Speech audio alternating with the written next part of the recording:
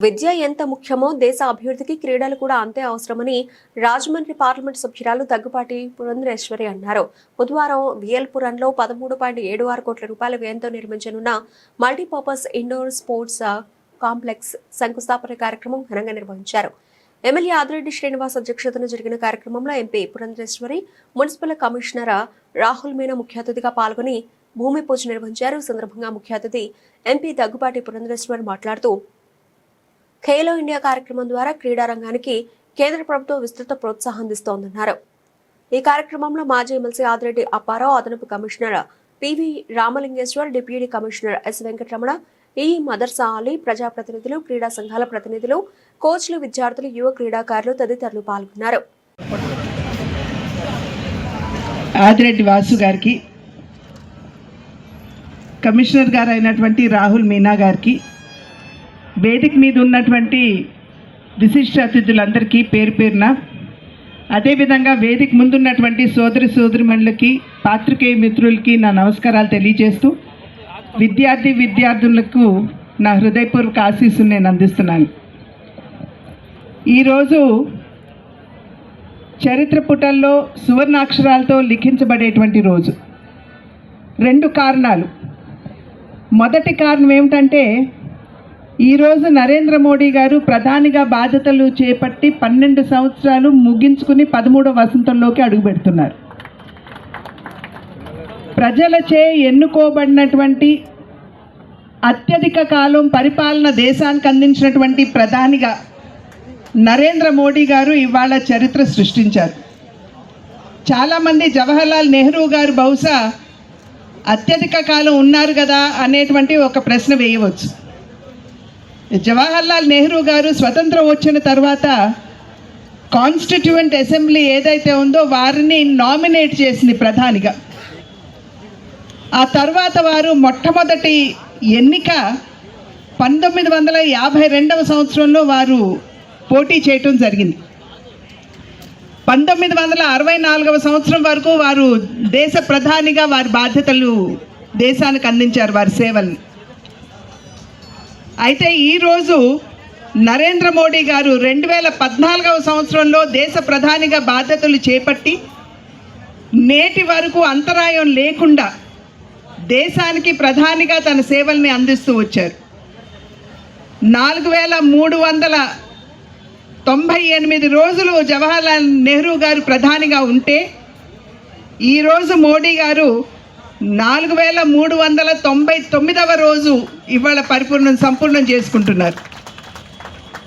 వారి నాయకత్వంలో దేశం ఏ విధంగా ముందుకు వెళుతుందో మనం అందరం కూడా చూస్తున్నటువంటి నేపథ్యం. ఇవాళ ఏదైతే విశ్వగురు స్థానంలో భారతదేశాన్ని చూడాలి అని చెప్పి మనం అందరం కూడా ఆకాంక్షిస్తూ కలలు కంటూ వచ్చామో, ఇంచుమించు ఆ స్థాయికి ఇవాళ భారతదేశం ఎదిగింది అని చెప్పడానికి ఎటువంటి సంకోచము లేదు.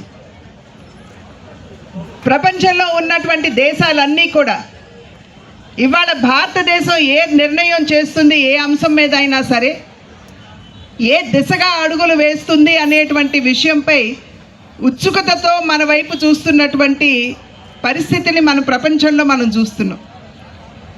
నిస్వార్థంగా అవినీతికి తావు లేనటువంటి సుపరిపాలనని నరేంద్ర మోడీ గారు దేశానికి అందించినటువంటి నేపథ్యంలోనే దేశంలో ఈ 12 సంవత్సరాల కాలంలో దగ్గర 25 కోట్ల మందిని ఇవాళ పేదరికం నుండి వెలుపలికి తీసుకురావడం జరిగింది. అది మాత్రమే కాకుండా ఆర్థిక శక్తిగా 11వ స్థానంలో ఉన్నటువంటి భారతదేశం ఇవాళ వారి నాయకత్వంలో 4వ స్థానానికి రావడం మాత్రమే కాకుండా అతి త్వరలో 3వ స్థానానికి వచ్చే స్థాయిలో ఉన్నది అని చెప్పి శాస్త్రవేత్తలందరూ కూడా చెప్తున్నటువంటి మాట. ఒక పక్క సంక్షేమం, రెండవ పక్క అభివృద్ధి, ఈ రెండింటి మీద కూడా సమాంతరంగా దృష్టి సారిస్తూ మరి దేశంలో ఉన్నటువంటి పేదవాడిని కేంద్ర బిందువుగా చేసుకుని ఏ కార్యక్రమం ప్రధాని నరేంద్ర మోడీ గారు ప్రవేశపెట్టినా సమాజంలో ఉన్నటువంటి అన్ని వర్గాల వారు, అన్ని రంగాల వారికి న్యాయం చేసే దిశగా వారు ఇప్పటి వరకు కూడా అనేక కార్యక్రమాలు పథకాలు ప్రవేశపెట్టినటువంటి తీరుని ఒక్కసారి మనం అందరం కూడా గమనించాలి. ఆ నేపథ్యంలోనే ఇది 3వ పర్యాయం దేశ ప్రజలు విశ్వాసంతో ఎన్డీఏ కూటమికి ఓటు వేసి ఆశీర్వదించి పదే పదే నరేంద్ర మోడీ గారు దేశ ప్రధానిగా తన బాధ్యతలు దేశానికి అందించేటువంటి దిశగా వారందరూ కూడా ఎన్డీఏ కూటమిని ఆశీర్వదిస్తూ వస్తున్నటువంటి నేపథ్యం కనుక ఇవాళ ఆ రకంగా చూసుకున్నట్లయితే ఖచ్చితంగా ఇవాళ చరిత్రలో ఈరోజు నిలిచిపోతుంది అనేటువంటి విషయం మనం అందరం కూడా గమనించాలి.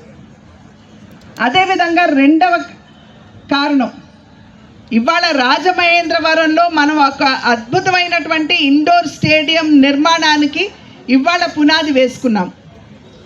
సాధారణంగా నేను చెప్తూ ఉంటాను, పునాదులకి నన్ను పిలవద్దండి, ఓపెనింగ్కి పిలవండి, ఎందుకంటే అప్పటికి ఖచ్చితంగా ఈ పని అయిపోయి ఉంటుంది అని చెప్పి అనేక సందర్భాల్లో నేను ప్రజాప్రతినిధులకు ఎప్పుడూ నేను చెప్తూ ఉంటాను.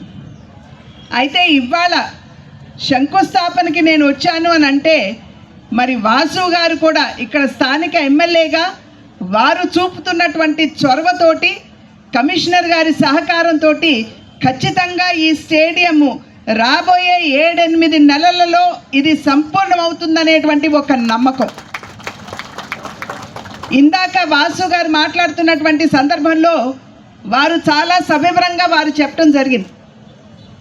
ఏ విధంగా ఇంతకు ముందున్నటువంటి ప్రజాప్రతినిధులు మరి మేము కట్టిస్తాము, మేము నిర్మాణం చేస్తాము, మేము యువతకి అన్ని విధాలా సహకరిస్తాము అని చెప్పినా 5 సంవత్సరాల కాలం కేవలం మభ్యపెట్టారే కానీ చేతల్లో అయితే ఎక్కడా చూపలేదు అనేటువంటి విషయాన్ని మన ఆదిరెడ్డి వాసు గారు మనందరికీ కూడా చాలా సవివరంగా వారు వివరించి చెప్పడం జరిగింది. అయితే ఎన్డీఏ కూటమి మాటలు చెప్పేటువంటి కూటమి కాదు, ఏదైతే చెబుతారో వాటిని కార్యాచరణలో పెట్టి చూపేటువంటి కూటమి అని చెప్పడానికి నిరూపించడానికి ఈరోజు ఈ కార్యక్రమం నిదర్శనం అని చెప్పి మీ అందరికీ కూడా నేను తెలియజేస్తున్నటువంటి నేపథ్యం. విద్య ఎంత దేశాభివృద్ధికి అవసరమో క్రీడలు కూడా దేశం యొక్క అభివృద్ధికి ముందుకు వెళ్ళటానికి కూడా చాలా అవసరం అనేటువంటి విషయం మనం గుర్తించాలి. విద్య అనేది విజ్ఞానపరంగా మనకి అన్ని విధాల తోడ్పాటును అందిస్తే, క్రీడలు అనేవి శారీరక దారుఢ్యాన్ని పెంచుతూ ఒక ఆరోగ్యవంతమైనటువంటి దేశాన్ని ముందుకు తీసుకెళ్లే దిశగా క్రీడా రంగం యొక్క ప్రాధాన్యత ఉంటుంది అనేటువంటి విషయం చాలామంది చెప్పడం జరిగింది. ఎందుకంటే ఆరోగ్యంగా లేనటువంటి జనాభా ఉన్నట్లయితే ఎప్పటికప్పుడు వారు అనారోగ్య బారిన పడుతూ ఉంటే ఆ దేశం మీద ఆర్థిక భారం ఉంటుంది అని చెప్పి శాస్త్రవేత్తలు చెప్పినటువంటి మాట. దగ్గుబాటి పురంధేశ్వరి గారికి, రాజమహేంద్రవరం మున్సిపల్ కమిషనర్ రాహుల్ మీనన్ గారికి, ఐఏఎస్, ఇతర కూటమి కుటుంబ సభ్యులకి, వేదిక ముందున్న కూటమి కుటుంబ సభ్యులకు అందరికీ కూడా నమస్కరించుకుంటూ ఇక్కడికి విచ్చేసిన అథ్లెట్స్కి, కోచెస్కి, కాలేజెస్ నుంచి విచ్చేసిన తమ్ముళ్ళకి, చెల్లెలకి అందరికీ కూడా పేరు పేరున నమస్కారాలు తెలియజేస్తా ఉన్నా. ఎండ ఎక్కువ అవుతా ఉంది, అర్థమైంది. వచ్చినప్పుడు మంచి జోష్ మీద ఉన్నారు తమ్ముళ్ళు చెల్లెలు, ఇప్పుడు కాస్త జోష్ తగ్గింది. జోష్ అలాగే ఉందా, తగ్గిందా? తమ్ముళ్ళలో జోష్ ఉంది, చెల్లెల్లో లేదేంటి? అయితే బాగానే ఉన్నారు. ఇంకా ఇవాళ రాజమహేంద్రవరం చరిత్రలో సువర్ణ అక్షరాలతో లిఖించదగ్గ రోజు. మన నగరానికి ఎంతోమంది క్రీడాకారులు, అథ్లెట్స్, ఇండోర్ స్పోర్ట్స్ కాంప్లెక్స్ కావాలన్నది దశాబ్దాలుగా వాళ్ళందరూ కూడా కోరుకున్న కోరిక. ఆ దశాబ్దాల నాటి కళను నా రాజమహేంద్రవరం క్రీడాకారుల యొక్క కోరికను ఈ రోజున అంతర్జాతీయ స్థాయిలో ఇండోర్ స్పోర్ట్స్ కాంప్లెక్స్ నిర్మాణానికి పునాది రాయి వేసుకోవడం అన్నది చాలా గర్వకారంగా భావిస్తూ ఉన్నాం. ఇది మన అందరికీ కూడా గర్వించదగ్గ రోజు. కూటమి ప్రభుత్వం వచ్చిన తర్వాత రాజమండ్రి యొక్క పొటెన్షియల్ క్రీడా సామర్థ్యాన్ని వెలికి తీసే విధంగా ప్రభుత్వాలు అడుగులు ముందుకు వేస్తుందన్న దానికి ఇదే నిదర్శనం. రాజమహేంద్రవరం చరిత్రలో ఎంతోమంది ఎంపీలు వచ్చారు, ఎమ్మెల్యేలు వచ్చారు, అధికారులు వచ్చారు, ఎంతోమంది కల కన్నారు ఇండోర్ స్పోర్ట్స్ కాంప్లెక్స్ నిర్మించాలని. వాళ్ళు చెయ్యాలని అనుకోలేదని నేను అనుకోను, కానీ వాళ్ళు అనుకున్నారు కానీ చెయ్యలేదు. ఈరోజు నేను గర్వంగా చెప్తా ఉన్నాం, మా అమ్మ ఎంపీ దగ్గుబాటి పురంధేశ్వరి గారు ఎంపీగా ఎమ్మెల్యేగా నేను చేసి చూపించాం. మేము చేసి చూపించాం.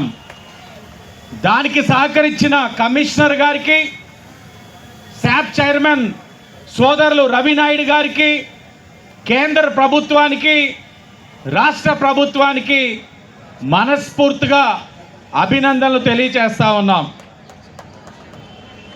ఇది ఇవాళనిది ఆలోచన కాదు.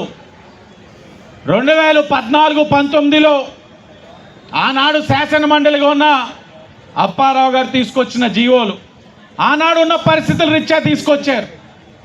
ప్రభుత్వాలు మారినాయి. వైఎస్ఆర్సీపీ ప్రభుత్వం వచ్చింది, గాలికి వదిలేసింది. 5 సంవత్సరాలు కాలయాపన చేశారు.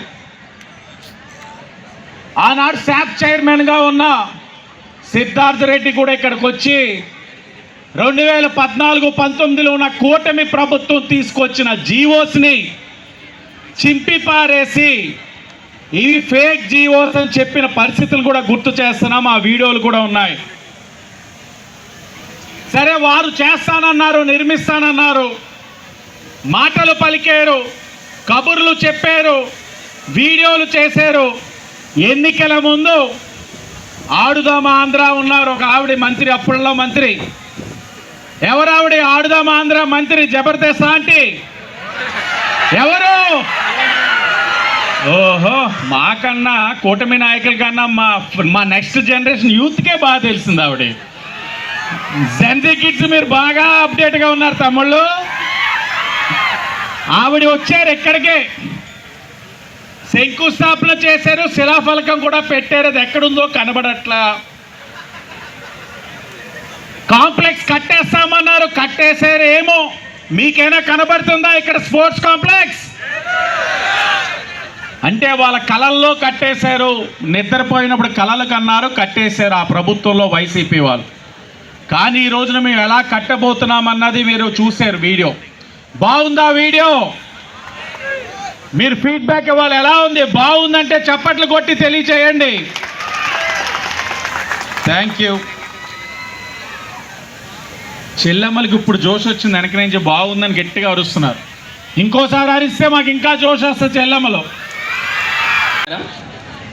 ఆనరబుల్ ఎంపీ మ్యామ్, ఎమ్మెల్యే గారు, అందరూ ప్రజాప్రతినిధులు, తర్వాత మీడియా పర్సన్స్, మన కాంట్రాక్టర్స్, టెక్నికల్ స్టాఫ్, మన corporation staff, engineers, entire PMU team who was work for this purpose.